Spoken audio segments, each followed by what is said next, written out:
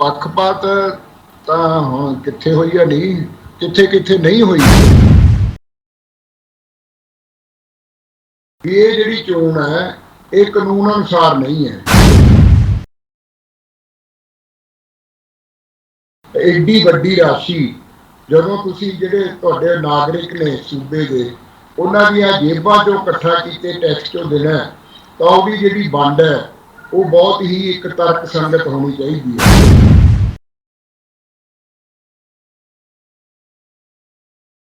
2015 ਤੋਂ ਲੈ ਕੇ 2020 ਤੱਕ ਪੁਰਸਕਾਰ ਸੀ ਜਿਹੜੇ ਸਰਕਾਰਾਂ ਨੇ ਦਿੱਤੇ ਨਹੀਂ।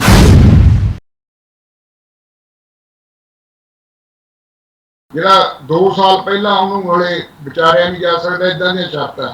ਫਿਰ ਚੋਣ ਪ੍ਰਕਿਰਿਆ ਪਹਿਲਾਂ ਕਿਹਦੇ ਕੋਲੇ ਕਿਤਾਬ ਆਉਣੀ ਹੈ, ਕਿਹੜੇ ਕਿਹੜੇ ਹੱਥੋਂ ਲੰਘਣੀ ਹੈ, ਫਿਰ ਜ਼ਰੂਰੀ ਹੈ ਕਿਵੇਂ ਹੈ। ਉਹ ਇਸ ਪੰਜਾਬ ਸਰਕਾਰ ਨੇ ਅੱਜ ਤੱਕ ਨਾ ਇਹ ਸ਼ਰਤਾਂ ਵਾਲੇ ਨਿਯਮ ਬਣਾਏ ਨੇ, ਨਾ ਚੋਣ ਪ੍ਰਕਿਰਿਆ ਬਣਾਈ ਹੈ। ਜਿਹੜੇ ਨਾਂ ਨੇ ਤਾਂ ਮੈਂ ਅਸੀਂ ਕਹਿੰਦੇ ਹਾਂ ਵੀ ਸਾਰੀ ਸਤਿਕਾਰਯੋਗ ਨੇ, ਅਸੀਂ ਕਿਸੇ ਨੂੰ ਵੀ ਨਹੀਂ ਕਹਿੰਦੇ ਵੀ ਉਹ ਪੁਰਸਕਾਰ ਦੇ ਲਈ ਫਿੱਟ ਨਹੀਂ। ਪਰ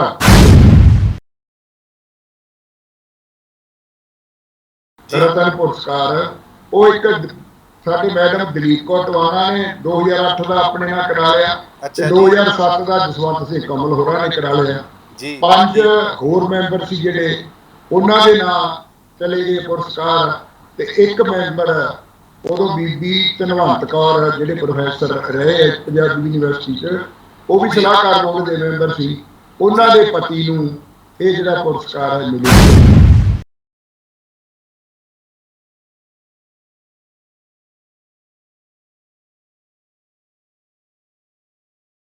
ਉਹਨਾਂ ਨੇ ਚਿੱਠੀ 'ਚ ਲਿਖਿਆ ਵੀ ਯੋਗਤਾ ਪਰਖੀ ਜਾਣੀ ਚਾਹੀਦੀ ਸੀ, ਨਾ ਕਿ ਵੋਟਾਂ ਨਾਲ ਇਹ ਜਿਹੜੀ ਚੋਣ ਹੋਣੀ ਸੀ। ਇਸ ਤਰ੍ਹਾਂ ਦੇ ਬਹੁਤ ਸਾਰੇ ਇਤਰਾਜ਼ ਲੈ ਕੇ ਉਹਨਾਂ ਨੇ ਚੇਅਰਮੈਨ ਜਿਹੜੇ ਮੰਤਰੀ ਨੇ, ਭਾਸ਼ਾ ਮੰਤਰੀ ਨੇ ਬਾਜਵਾ ਸਾਹਿਬ, ਉਹਨਾਂ ਨੂੰ ਇੱਕ ਲੰਬੀ ਚੌੜੀ ਚਿੱਠੀ ਹੈ ਉਹ ਲਿਖੀ ਹੈ।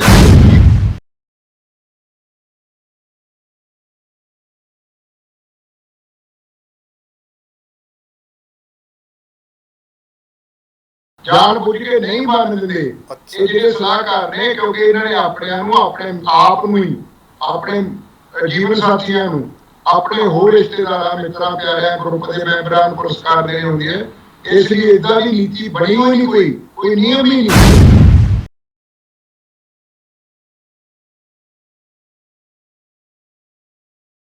ਸਕਾਈ ਨਿਊਜ਼ ਪੰਜਾਬ ਦੇਖ ਰਹੇ ਦਰਸ਼ਕਾਂ ਨੂੰ ਸਤਿ ਸ੍ਰੀ ਅਕਾਲ। ਮੈਂ ਹਾਂ ਤੁਹਾਡੇ ਨਾਲ RS ਲਿਬਰੇਟ। ਅੱਜ ਅਸੀਂ ਪੁਣ ਛਾਣ ਪ੍ਰੋਗਰਾਮ ਦੇ ਵਿੱਚ ਇੱਕ ਵਿਸ਼ੇਸ਼ ਗੱਲ 'ਤੇ ਚਰਚਾ ਕਰਾਂਗੇ, ਅਤੇ ਮੇਰੇ ਨਾਲ ਉੱਘੇ ਨਾਵਲਕਾਰ ਸ਼੍ਰੀ ਮਿੱਤਰ ਸੈਨ ਮੀਤ ਜੀ ਜੁੜੇ ਹੋਏ ਨੇ। ਮਾਮਲਾ ਹੈ ਕਿ ਭਾਸ਼ਾ ਵਿਭਾਗ ਫਿਰ ਪੁਰਸਕਾਰਾਂ ਦੇ ਮਾਮਲੇ ਵਿੱਚ ਕਟਹਿਰੇ 'ਚ ਹੈ। ਸ਼੍ਰੋਮਣੀ ਪੁਰਸਕਾਰ ਦਿੱਤੇ ਜਾਣੇ ਸਨ, ਉਹਨਾਂ 'ਤੇ ਰੋਕ ਲੱਗ ਗਈ ਹੈ। ਉਹ ਕੀ ਮਾਮਲਾ ਸੀ, ਕਿਉਂ ਸੀ ਅਤੇ ਕਿਵੇਂ ਸੀ, ਦਰਸ਼ਕਾਂ 'ਚ ਵਕਫਾ ਨਾ ਬਣਦੇ ਹੋਏ ਮੈਂ ਸਿੱਧਾ ਮਿੱਤਰ ਸੈਨ ਮੀਤ ਕੋਲੇ ਜਾਵਾਂਗਾ। ਮੀਤ ਸਾਹਿਬ, ਸਕਾਈ ਨਿਊਜ਼ ਪੰਜਾਬ 'ਤੇ ਤੁਹਾਡਾ ਸਵਾਗਤ ਹੈ। ਧੰਨਵਾਦ ਜੀ, ਮਿਹਰਬਾਨੀ। ਮੀਤ ਸਾਹਿਬ, ਇਹ ਦੱਸੋ ਕਿ ਜਿਹੜਾ ਇਹ ਪੁਰਸਕਾਰਾਂ ਦੇ ਵਿੱਚ ਪੱਖਵਾਦੀ ਦਾ ਮਾਮਲਾ ਹੈ, ਇਹ ਕੀ ਮਾਮਲਾ ਹੈ? ਇਸ ਤਰ੍ਹਾਂ ਹੈ, ਪੰਜਾਬ ਸਰਕਾਰ ਪੰਜਾਬੀ ਭਾਸ਼ਾ, ਸਾਹਿਤ ਤੇ ਸੱਭਿਆਚਾਰ ਤੇ ਸਾਰੇ ਜੋ ਪੰਜਾਬੀ ਦੇ ਪੱਖ ਨੇ ਉਹਨਾਂ ਨੂੰ ਉਤਸ਼ਾਹਿਤ ਕਰਨ ਲਈ ਇਹਨਾਂ ਜਿਹੜੇ ਫੀਲਡ ਹੈ ਇਹਦੇ ਵਿੱਚ ਕਰ ਰਹੀਆਂ ਜਿਹੜੀਆਂ ਸ਼ਖਸੀਅਤਾਂ ਕੰਮ ਕਰਦੀਆਂ, ਉਹਨਾਂ ਦੇ ਕੰਮਕਾਰ ਨੂੰ ਮਾਨਤਾ ਦੇਣ ਲਈ ਪੰਜਾਬ ਸਰਕਾਰ ਨੇ ਪੁਰਸਕਾਰ ਨੇ ਉਹ ਦਿੰਦੀ ਹੈ ਹਰ ਸਾਲ। ਇਹਨਾਂ ਦੀ ਗਿਣਤੀ 18 ਹੈ। ਇਹਨਾਂ 'ਚੋਂ ਪੰਜਾਬ ਦੇ ਵਿੱਚ 3 ਭਾਸ਼ਾਵਾਂ ਹੋਰ ਹੈ ਜਿਹੜੀਆਂ ਬੋਲੀਆਂ ਜਾਂਦੀਆਂ, ਪੜ੍ਹੀਆਂ ਲਿਖੀਆਂ ਜਾਂਦੀਆਂ। ਉਰਦੂ ਹੈ, ਸੰਸਕ੍ਰਿਤ ਹੈ ਤੇ ਹਿੰਦੀ ਹੈ। ਇੱਕ ਇੱਕ ਪੁਰਸਕਾਰ ਇਹਨਾਂ ਲਈ, ਤੇ ਬਾਕੀ ਪੰਜਾਬੀ ਭਾਸ਼ਾ ਨਾਲ ਸੰਬੰਧਿਤ ਜਿਹੜੇ ਸ਼ਖਸੀਅਤਾਂ ਉਹਨਾਂ ਨੂੰ ਦਿੱਤੇ ਜਾਂਦੇ ਨੇ। ਇੱਕ ਪੁਰਸਕਾਰ ਹੈ ਜਿਹੜਾ ਇਸ ਸਾਲ ਵੱਡਾ, ਪੰਜਾਬੀ ਸਾਹਿਤ ਰਤਨ ਉਹਦਾ ਨਾਂ ਹੈ, ਉਹਦੀ ਰਾਸ਼ੀ 10 ਲੱਖ ਰੁਪਏ ਆ। ਤੇ ਜਿਹੜੇ ਬਾਕੀ ਦੇ ਸ਼੍ਰੋਮਣੀ ਪੁਰਸਕਾਰ ਹੈ ਉਹਨਾਂ ਦੀ ਰਾਸ਼ੀ 5 ਲੱਖ ਰੁਪਏ, ਤੇ ਨਾਲ ਉਹਦੇ ਸ਼ਾਲ ਵਗੈਰਾ, ਜਿਹੜੀ ਸ਼ੋਭਾ ਪੱਤਰ ਹੈ, ਹੋਰ ਜਿਹੜੇ ਮਾਨ ਸਨਮਾਨ ਹੁੰਦੇ ਆ ਉਹ ਦਿੱਤੇ ਜਾਂਦੇ ਨੇ। ਇਹ 'ਚ ਪੱਖਪਾਤੀ ਕਿਸ, ਮੀਤ ਸਾਹਿਬ, ਇਹ 'ਚ ਪੱਖਪਾਤੀ ਕਿੱਥੇ ਹੋਈ ਹੈ? ਕਿੱਥੇ ਲੱਗਦਾ ਤੁਹਾਨੂੰ? ਪੱਖਪਾਤ ਤਾਂ ਹੁਣ ਕਿੱਥੇ ਹੋਈ ਆ, ਨਹੀਂ ਕਿੱਥੇ ਕਿੱਥੇ ਨਹੀਂ ਹੋਈ, ਇਹ ਅੱਛਾ, ਸਵਾਲ ਤੁਹਾਡਾ ਬੜਾ ਵੱਡਾ ਹੈ, ਜ਼ਿਆਦੇ- ਕਿੱਥੇ ਨਹੀਂ ਹੋਈ? ਹਾਂਜੀ, ਕਿੱਥੇ ਕਿੱਥੇ ਨਹੀਂ ਹੋਈ। ਜੀ ਇਹ ਜਿਹੜਾ ਜੀ ਸਵਾਲ ਹੈ ਇਹ ਵੱਡਾ ਬਣਦਾ ਹੈ। ਜੇ ਮੈਂ ਬੋਲਣ ਲੱਗਾ ਵੀ ਕਿੱਥੇ ਕਿੱਥੇ ਪੱਖਪਾਤ ਹੋਇਆ, ਮੇਰਾ ਖਿਆਲ ਹੈ 4 ਘੰਟੇ ਆ ਜਿਹੜੇ ਇਹ ਥੋੜੇ ਪੈਣਗੇ, ਕਿਉਂਕਿ 500 ਪੇਜ ਦੀ ਇਨਫੋਰਮੇਸ਼ਨ ਹੈ ਸਾਡੇ ਕੋਲ, ਜਿਹੜੀ ਅਸੀਂ ਕਿਤੋਂ ਹੋਰ ਨਹੀਂ, ਭਾਸ਼ਾ ਵਿਭਾਗ ਤੋਂ ਹੀ RTI ਰਹੀ ਲਈ ਹੈ। ਉਹਦੇ ਬੇਸ ਦੇ ਉੱਤੇ ਆਪਾਂ ਗੱਲ ਕਰਾਂਗੇ। ਮੈਂ ਆਪਣੇ ਵੱਲੋਂ ਕੋਈ ਟਿੱਪਣੀ ਨਹੀਂ ਕਰੂੰਗਾ। ਜੋ ਕੁਝ ਭਾਸ਼ਾ ਵਿਭਾਗ ਨੇ ਸਾਨੂੰ ਦਿੱਤਾ ਹੈ ਉਹਦੇ ਤੇ ਆਪਾਂ ਗੱਲ ਕਰਦੇ ਹਾਂ। ਉਹਦੇ 'ਚ ਅਸੀਂ ਜਿਹੜੀ ਕ੍ਰਿਟ ਵੀ ਫਾਈਲ ਕੀਤੀ ਹੈ ਅਦਾਲਤ ਦੇ ਵਿੱਚ, ਲੁਧਿਆਣੇ ਦੇ ਵਿੱਚ ਦਾਅਵਾ ਦਾਇਰ ਕੀਤਾ ਹੈ ਵੀ ਇਹ ਜਿਹੜੇ ਪੁਰਸਕਾਰ ਨੇ ਇਹ ਗਲਤ ਤਰ੍ਹਾਂ ਨਾਲ ਦਿੱਤੇ ਗਏ ਨੇ ਔਰ ਇਹ ਕੈਂਸਲ ਹੋਣੇ ਚਾਹੀਦੀ ਹੈ ਚੋਣ, ਤੇ ਨਵੇਂ ਢੰਗ ਨਾਲ ਉਹ ਜਿਹੜੀ ਚੋਣ ਹੈ ਹੋਣੀ ਚਾਹੀਦੀ ਹੈ। ਉਹਦੇ ਬੇਸ ਦੇ ਉੱਤੇ ਆਪਾਂ ਗੱਲ ਕਰੀਏ ਵੀ ਅਸੀਂ ਉਹਦੇ 'ਚ ਕੀ ਕੀ ਜਿਹੜੇ ਗਰਾਊਂਡ ਨੇ ਉਹ ਲਏ ਨੇ ਉਸ ਪਟੀਸ਼ਨ ਦਾਇਰ ਕਰਨ ਦੇ ਲਈ। ਉਹਦੇ ਵਿੱਚ ਅਸੀਂ ਜਿਹੜਾ ਤੁਸੀਂ ਕਹਿੰਦੇ ਹੋ ਪੱਖਪਾਤ, ਇਹਦੇ 'ਚ 2 ਤਰ੍ਹਾਂ ਦੀਆਂ ਗੱਲਾਂ ਜਿਹੜੀਆਂ ਮੈਂ ਦੱਸਣਾ ਚਾਹੂੰਗਾ ਤੁਹਾਡੇ ਰਾਹੀਂ ਪੰਜਾਬੀ ਪਿਆਰੇ ਦਰਸ਼ਕਾਂ ਨੂੰ। ਇੱਕ ਤਾਂ ਇਹ ਹੈ ਵੀ ਕਾਨੂੰਨੀ ਪੱਖ ਅਸੀਂ ਲਿਆ ਵੀ ਇਹ ਜਿਹੜੀ ਚੋਣ ਹੈ ਇਹ ਕਾਨੂੰਨ ਅਨੁਸਾਰ ਨਹੀਂ ਹੈ। ਕਾਨੂੰਨ ਅਨੁਸਾਰ ਕਿਵੇਂ ਨਹੀਂ ਹੈ? ਜਦੋਂ ਵੀ ਕੋਈ ਐਡੀ ਰਾਸ਼ੀ ਦੇ ਆਏ ਸਾਲ 95 ਲੱਖ ਰੁਪਇਆ ਸਰਕਾਰ ਦਿੰਦੀ ਹੈ, 5-4 ਲੱਖ ਰੁਪਇਆ ਫੰਕਸ਼ਨਾਂ ਤੇ ਲੱਗ ਜਾਂਦਾ ਹੈ, ਤਾਂ 1 ਕਰੋੜ ਰੁਪਇਆ ਜਿਹੜਾ ਹੈਗਾ ਆਏ ਸਾਲ ਇਹਨਾਂ ਪੁਰਸਕਾਰਾਂ ਤੇ ਖਰਚ ਹੁੰਦਾ ਹੈ। ਐਡੀ ਵੱਡੀ ਰਾਸ਼ੀ ਜਦੋਂ ਤੁਸੀਂ ਜਿਹੜੇ ਤੁਹਾਡੇ ਨਾਗਰਿਕ ਨੇ ਸੂਬੇ ਦੇ ਉਹਨਾਂ ਦੀਆਂ ਜੇਬਾਂ ਚੋਂ ਇਕੱਠਾ ਕੀਤੇ ਟੈਕਸ ਚੋਂ ਦੇਣਾ, ਤਾਂ ਉਹਦੀ ਜਿਹੜੀ ਵੰਡ ਹੈ ਉਹ ਬਹੁਤ ਹੀ ਇੱਕ ਤਰਕ ਸੰਗਤ ਹੋਣੀ ਚਾਹੀਦੀ ਹੈ। ਅੱਛਾ ਮੀਤ ਸਾਹਿਬ ਮੈਂ ਤੁਹਾਨੂੰ ਥੋੜਾ ਰੋਕ ਕੇ ਕੁਝ ਗੱਲ ਐਡ ਕਰਨਾ ਚਾਹੁੰਦਾ ਕਿ ਐਤਕੀ ਤਾਂ ਮਨਪ੍ਰੀਤ ਬਾਦਲ ਸਾਹਿਬ ਨੇ ਇਹ ਪੁਰਸਕਾਰ ਦੀ ਰਾਸ਼ੀ ਵੀ ਦੁੱਗਣੀ ਕਰ ਦਿੱਤੀ ਹੈ। ਹਾਂਜੀ, ਉਹ ਬਜਟ ਦੇ ਵਿੱਚ ਜਿਹੜਾ 5 ਲੱਖ ਵਾਲਾ ਉਹ 10 ਲੱਖ ਦਾ ਇਹਨਾਂ ਨੇ ਕਿਹਾ ਔਰ 10 ਲੱਖ ਵਾਲਾ 20 ਲੱਖ ਦਾ ਕਿਹਾ, ਪਰ ਇਹ ਕਿਤੇ ਚੋਣ ਵਾਅਦਿਆਂ ਵਾਂਗੂ ਵਾਅਦਾ ਹੀ ਨਾ ਹੋਵੇ, ਇਹ ਦੇਖਣ ਵਾਲੀ ਗੱਲ ਹੈ। ਪਰ ਹੋ ਗਿਆ ਹਲੇ, ਆਪਾਂ ਮੰਨ ਕੇ ਚੱਲਦੇ ਹਾਂ ਵੀ ਇਹਦੀ ਰਾਸ਼ੀ ਹੋਰ ਦੁੱਗਣੀ ਹੋ ਗਈ ਹੈ। ਪਰ ਸਰਕਾਰਾਂ ਜਿਵੇਂ ਪਿਛਲੇ 6 ਸਾਲ ਤੋਂ 2015 ਤੋਂ ਲੈ ਕੇ 2020 ਤੱਕ ਪੁਰਸਕਾਰ ਸੀ ਜਿਹੜੇ ਸਰਕਾਰਾਂ ਨੇ ਦਿੱਤੇ ਨਹੀਂ। ਹੁਣ ਜਿਵੇਂ ਕਿ ਇਲੈਕਸ਼ਨ ਦਾ ਵਰਾ ਚੱਲਦਾ ਹੈ ਤਾਂ ਸ਼ਾਇਦ ਸਰਕਾਰ ਨੇ ਸੋਚਿਆ ਵੀ ਇਹ ਜਿਹੜੇ ਪੁਰਸਕਾਰ ਨੇ ਲੇਖਕਾਂ ਨੂੰ, ਕਵੀਆਂ ਨੂੰ, ਢਾਡੀਆਂ ਨੂੰ, ਰਾਗੀਆਂ ਨੂੰ, ਗਾਇਕਾਂ ਨੂੰ, ਸਾਰੇ ਤਰ੍ਹਾਂ ਦੇ ਜਿਹੜੇ ਲੋਕ ਨੇ ਕਲਾਕਾਰ ਹੈ ਉਹਨਾਂ ਨੂੰ ਦਿੱਤੇ ਜਾਂਦੇ ਆ। ਕਿਉਂ ਨਾ ਇਹਨਾਂ ਨੂੰ ਖੁਸ਼ ਕਰਿਆ ਜਾਵੇ। ਇਲੈਕਸ਼ਨਾਂ ਦੇ ਵਿੱਚ ਪੱਤਰਕਾਰ ਵੀ ਇਹਦੇ ਵਿੱਚ ਸ਼ਾਮਲ ਨੇ ਔਰ ਲੱਖ ਅਮਾਊਂਟ ਹੈ ਜਿਹੜਾ ਰਾਸ਼ੀ ਹੈ ਉਹ ਵੀ 5 ਲੱਖ ਤੇ 10 ਲੱਖ ਹੈ। ਹੁਣ ਵੀ ਕਿਉਂ ਨਾ ਖੁਸ਼ ਕੀਤੇ ਜਾਣ, ਇਸ ਲਈ ਪੰਜਾਬ ਸਰਕਾਰ ਨੇ ਦਸੰਬਰ ਦੇ ਵਿੱਚ 6 ਸਾਲਾਂ ਦੇ 18 ਹੁੰਦੇ ਆ ਹਰ ਸਾਲ ਦੇ 108 ਜਿਹੜੇ ਪੁਰਸਕਾਰ ਹੈ ਉਹ ਐਲਾਨ ਕੀਤਾ ਉਹਨਾਂ ਦਾ। ਉਹ ਸਾਰੇ ਦੇ ਸਾਰੇ ਜਿਹੜੇ ਆ ਗੈਰ ਕਾਨੂੰਨੀ ਨੇ। ਕਾਨੂੰਨ ਕਿਵੇਂ ਆਪਾਂ ਗੱਲ ਕਰ ਰਹੇ ਸੀਗੇ ਵੀ ਕਾਨੂੰਨ ਬਣਦਾ, ਇੱਕ ਨਿਯਮ ਬਣਦੇ ਆ ਵੀ ਇਹ ਜਿਹੜੇ ਪੁਰਸਕਾਰ ਦੇਣੇ ਆ ਇਹ ਕੌਣ ਇਹਦੇ ਲਈ ਕਿਹੜੀਆਂ ਸ਼ਰਤਾਂ ਨੇ ਜਿਹਦੇ ਅਧੀਨ ਇਹਨੂੰ ਪੁਰਸਕਾਰ ਦੇਣਾ। ਫਿਰ ਇੱਕ ਚੋਣ ਪ੍ਰਕਿਰਿਆ ਹੁੰਦੀ ਹੈ ਵੀ ਇਹਨਾਂ ਨੂੰ ਚੁਣਨਾ ਕਿਵੇਂ ਹੈ। ਕੋਈ ਵੀ ਪੁਰਸਕਾਰ ਹੈ ਜਿਵੇਂ ਸਾਹਿਤ ਅਕੈਡਮੀ ਦਿੱਲੀ ਵਾਲਾ ਜਿਹੜਾ ਵੱਡਾ ਨਾਮ ਹੁੰਦਾ, ਉਹ 'ਚ ਬਕਾਇਦਾ ਲਿਖਿਆ ਜਾਂਦਾ ਵੀ 5 ਸਾਲ ਦੀਆਂ ਛਪੀਆਂ ਪੁਸਤਕਾਂ ਹੋਣ, ਜਿਹੜਾ 2 ਸਾਲ ਪਹਿਲਾਂ ਉਹਨੂੰ ਹਲੇ ਵਿਚਾਰਿਆ ਨਹੀਂ ਜਾ ਸਕਦਾ, ਇੱਦਾਂ ਦੀਆਂ ਸ਼ਰਤਾਂ। ਫਿਰ ਚੋਣ ਪ੍ਰਕਿਰਿਆ, ਪਹਿਲਾਂ ਕਿਹਦੇ ਕੋਲ ਕਿਤਾਬ ਆਉਣੀ ਹੈ, ਕਿਹੜੇ ਹੱਥੋਂ ਲੰਘਣੀ ਹੈ, ਫਿਰ ਜੂਰੀ ਹੈ ਕਿਵੇਂ ਹੈ। ਉਹ ਇਸ ਪੰਜਾਬ ਸਰਕਾਰ ਨੇ ਅੱਜ ਤੱਕ ਨਾ ਇਹ ਸ਼ਰਤਾਂ ਵਾਲੇ ਨਿਯਮ ਬਣਾਏ ਨੇ, ਨਾ ਚੋਣ ਪ੍ਰਕਿਰਿਆ ਬਣਾਈ ਹੈ। ਉਹਦਾ ਨੁਕਸਾਨ ਇਹ ਹੋ ਰਿਹਾ ਵੀ ਜਿਹੜਾ ਸਲਾਹਕਾਰ ਬੋਰਡ ਹੈ ਜਿਹਦੇ 'ਚ 50 ਮੈਂਬਰ ਨੇ ਔਰ ਮੇਰਾ 40 ਸਾਲ ਦਾ ਕਾਨੂੰਨ ਦਾ ਤਜਰਬਾ ਹੋ ਗਿਆ, ਮੈਂ ਇੱਦਾਂ ਦੀ ਦੁਨੀਆ ਦੇ ਵਿੱਚ ਕੋਈ ਜਿਊਰੀ ਨਹੀਂ ਦੇਖੀ ਜਿਹਦੇ ਵਿੱਚ 50 ਬੰਦੇ ਬਹਿ ਕੇ ਕੋਈ ਚੋਣ ਕਰਨ। ਇੱਥੇ ਅਸੀਂ ਸਲਾਹਕਾਰ ਬੋਰਡ ਜਿਹੜਾ ਇਸ ਵਾਰ ਹੈ ਉਹ 50 ਮੈਂਬਰਾਂ ਦਾ, ਉਹਨਾਂ ਨੇ ਇੱਕ ਬੜੀ ਵਿਲੱਖਣ ਢੰਗ ਨਾਲ ਚੋਣ ਕੀਤੀ ਹੈ। ਇਹ ਅਸੀਂ ਜਿਹੜੀ ਆਪਣੀ ਦਾਅਵਾ ਦਾਇਰ ਕੀਤਾ ਉਹਦੇ 'ਤੇ ਅਸੀਂ ਗਰਾਊਂਡ ਲਿਆ ਜੇ ਕਿਉਂਕਿ ਕੋਈ ਕਾਨੂੰਨ ਨਹੀਂ, ਇਸ ਲਈ ਜਿਹੜੇ ਵੀ ਸਲਾਹਕਾਰ ਬੋਰਡ ਹੈ ਉਹਨਾਂ ਨੇ ਪੱਖਪਾਤ ਕੀਤਾ। ਕਾਨੂੰਨ ਪਹਿਲਾਂ ਸਰਕਾਰ ਬਣਾਵੇ, ਫਿਰ ਉਸ ਕਾਨੂੰਨ ਮੁਤਾਬਕ ਚੋਣ ਹੋਵੇ। ਇੱਕ ਸਾਡਾ ਇਹ ਜਿਹੜਾ ਪੱਖ ਹੈ ਇਹ ਪੱਖਪਾਤ ਹੈ ਪੰਜਾਬ ਸਰਕਾਰ ਦਾ ਵੀ ਕੋਈ ਬਿਨਾਂ ਕਿਸੇ ਨਿਯਮ ਦੇ ਉਹਦਾ ਹੁੰਦਾ ਕੀ ਹੈ, ਅਸਲ ਕੀ ਹੁੰਦਾ, ਜਿਹੜਾ ਸਲਾਹਕਾਰ ਬੋਰਡ ਹੈ ਜੀ ਉਦੋਂ ਪਹਿਲਾਂ ਭਾਸ਼ਾ ਵਿਭਾਗ ਦਾ ਇੱਕ ਪ੍ਰਕਿਰਿਆ ਕਰਦੀ ਹੈ ਇਹਦੇ ਵਿੱਚ, ਫਿਰ ਸਕਰੀਨਿੰਗ ਕਮੇਟੀ ਇੱਕ 14 ਮੈਂਬਰਾਂ ਦੀ ਹੈ ਉਹ ਕਰਦੀ ਹੈ, ਫਿਰ ਜਿਹੜੀ ਆਖਰੀ ਚੋਣ ਹੈ ਉਹ ਸਲਾਹਕਾਰ ਬੋਰਡ ਕਰਦਾ ਹੈ। ਤਾਂ ਉਹ ਜਦੋਂ ਕੋਈ ਇਹਨਾਂ ਕੋਲੇ ਨਿਯਮ ਹੀ ਨਹੀਂ ਤਾਂ ਮਨਮਾਰਜੀਆਂ ਕਰਦੇ ਆ, ਜਿਹਨੂੰ ਜੀ ਕਰਦਾ ਪੁਰਸਕਾਰ ਦੇ ਦਿੰਦੇ ਆ। ਇਸ ਵਾਰ ਵੀ ਜਿਹੜੀਆਂ ਭਾਸ਼ਾ ਵਿਭਾਗ ਨੇ ਵੀ ਔਰ ਸਕਰੀਨਿੰਗ ਕਮੇਟੀ ਨੇ ਵੀ ਔਰ ਸਲਾਹਕਾਰ ਬੋਰਡ ਨੇ ਖੁੱਲ੍ਹ ਕੇ ਮਨਮਾਨੀਆਂ ਕੀਤੀਆਂ। ਮੀਤ ਜੀ, ਜਿਹੜਾ ਇਹ ਸਕਰੀਨਿੰਗ ਕਮੇਟੀ ਹੈ ਜਾਂ ਜਾਂਚ ਕਮੇਟੀ ਹੈ ਜਾਂ ਪੜਤਾਲੀਆ ਕਮੇਟੀ ਹੈ, ਸਲਾਹਕਾਰ ਬੋਰਡ ਦੇ ਵਿੱਚੋਂ ਹੀ ਮੈਂਬਰ ਹੁੰਦੇ ਆ? ਹਾਂਜੀ, ਇਹ ਤਾਂ ਇਹੀ ਤਾਂ ਗੈਰ ਕਾਨੂੰਨੀ ਗੱਲ ਹੈ।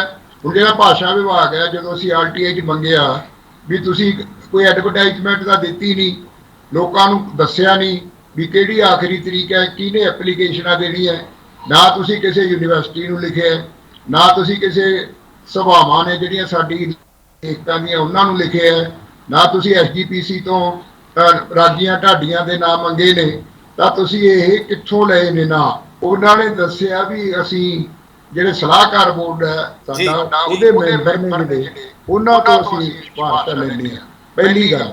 ਦੂਜੀ, ਜਿਹੜੀ 14 ਮੈਂਬਰੀ ਕਮੇਟੀ ਹੈ, ਜਿਹੜੀ ਭਾਸ਼ਾ ਵਿਭਾਗ ਆਪਣੀਆਂ ਲਿਸਟਾਂ ਬਣਾਉਂਦਾ ਹੈ, ਉਹ ਸਕਰੀਨਿੰਗ ਕਮੇਟੀ ਕੋਲ ਜਾਂਦੀਆਂ। ਉਹਦੇ ਵਿੱਚੋਂ ਉਹਨਾਂ ਦੀ ਡਿਊਟੀ ਇਹ ਹੈ ਵੀ ਹਰ ਇੱਕ ਪੁਰਸਕਾਰ ਲਈ ਉਹ 3 ਜਿਹੜੇ ਨਾਮ ਨੇ ਉਹ ਛਾਂਟ ਕੇ ਉਹਦਾ ਪੈਨਲ ਬਣਾ ਲੇ, ਬਾਕੀ ਰੱਦ ਕਰ ਦੇਵੇ। ਉਹ ਜਿਹੜੇ 14 ਮੈਂਬਰ ਨੇ ਇਸ ਵਾਰ ਜਿਹੜੇ ਸਰਕਾਰ ਨੇ ਅਨਾਉਂਸ ਕੀਤੇ ਨੇ, ਉਹ ਸਾਰੇ ਸਲਾਹਕਾਰ ਬੋਰਡ ਦੇ ਮੈਂਬਰ ਹੈ। ਕਿਹੜੇ ਕਿਹੜੇ ਆ ਜੀ? ਉਹਨਾਂ ਦੇ ਨਾਮ ਦਰਸ਼ਕਾਂ ਨੂੰ ਸਾਂਝੇ ਕਰੋ, ਦਰਸ਼ਕਾਂ ਨਾਲ ਕਿਹੜੇ ਕਿਹੜੇ ਨਾਮ ਨੇ ਉਹ ਮੇਨ? ਸਾਰੇ ਨਾਂ ਦੱਸੀਏ, ਕੋ ਦੱਸੀਏ ਜਿਹੜੇ ਮਸ਼ਹੂਰ ਨੇ? ਹਾਂਜੀ, ਮੁੱਖ ਦੱਸ ਦਿਓ। 14 ਨੇ, ਮੇਰੇ 14 ਯਾਦ ਨਹੀਂ, ਮੈਂ ਫਿਰ ਕੱਢਦਾ, ਕਾਗਜ਼ ਵੀ ਕੱਢਦਾ। ਲੋਕ ਜਿਹੜੀ ਸਕਰੀਨਿੰਗ ਕਮੇਟੀ ਹੈ ਉਹਦੇ 14 ਮੈਂਬਰ ਸਰਕਾਰ ਨੇ ਬਣਾਏ ਸੀ ਜੀ। ਦਰਸ਼ਨ ਬੁੱਟਰ, ਸਰਜੀਤ ਪਾਤਰ ਜੀ, ਜੋਗਾ ਸਿੰਘ ਜਿਹੜੇ ਭਾਸ਼ਾ ਵਿਗਿਆਨੀ ਨੇ ਜੀ, ਪਰਮਜੀਤ ਸਿੰਘ ਪੰਮੀ ਬਾਈ ਗਾਇਕ, ਅਨਿਲ ਧਮਾਨ ਇਹ ਹਿੰਦੀ ਦੇ ਨੇ, ਸਰਦਾਰ ਪੰਛੀ ਉਰਦੂ ਦੇ ਨੇ, ਵਰਿੰਦਰ ਕੁਮਾਰ, ਸਵਰਾਜਵੀਰ ਸਿੰਘ ਸੰਪਾਦਕ ਪੰਜਾਬੀ ਟ੍ਰਿਬਿਊਨ। ਬਾਅਦ ਚ ਪਤਾ ਲੱਗਿਆ ਵੀ ਇਹਨਾਂ ਨੇ ਅਸਤੀਫਾ ਦੇ ਦਿੱਤਾ ਸੀ, ਨਾ ਇਹ ਮੀਟਿੰਗ ਚ ਆਏ ਆ। ਕੇਵਲ ਧਾਲੀਵਾਲ ਨਾਟਕਕਾਰ, ਸਰਜੀਤ ਲੀ ਇਹ ਪੰਜਾਬੀ ਯੂਨੀਵਰਸਿਟੀ ਦੇ ਬਹੁਤ ਸੀਨੀਅਰ ਪ੍ਰੋਫੈਸਰ ਨੇ, ਦੀਪਕ ਮਨਮੋਹਨ ਸਿੰਘ ਦਾਊਂ, ਤੀਰਥ ਸਿੰਘ ਢਿੱਲੋਂ ਤੇ ਡਾਕਟਰ ਮੇਵਾ ਸਿੰਘ, ਇਹ 14 ਮੈਂਬਰ ਸੀਗੇ।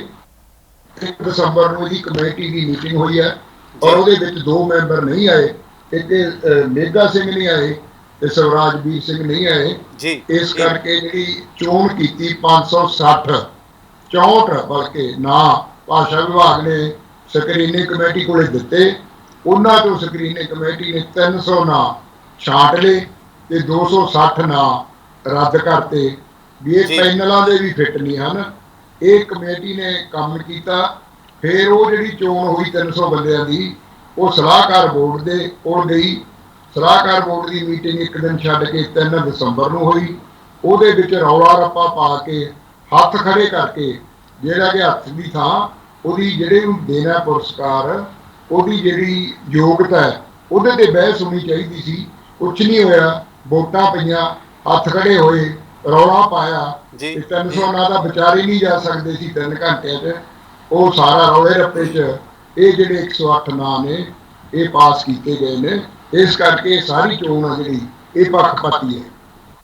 ਤੁਹਾਡੀ ਗੱਲ ਤੋਂ ਇਹ ਜਾਪ ਰਿਹਾ ਕਿ ਇਹ ਜਿਹੜੀ ਸੂਚੀ ਸੀ ਨਾਵਾਂ ਦੀ 108 ਦੀ, ਇਹ ਬਣੀ ਬਣਾਈ ਆਈ ਲੱਗਦੀ ਹੈ ਤੇ ਬੋਰਡ ਨੇ ਤਾਂ 3 ਘੰਟੇ 'ਚ ਮੋਹਰ ਹੀ ਲਾਈ ਲੱਗਦੀ ਹੈ।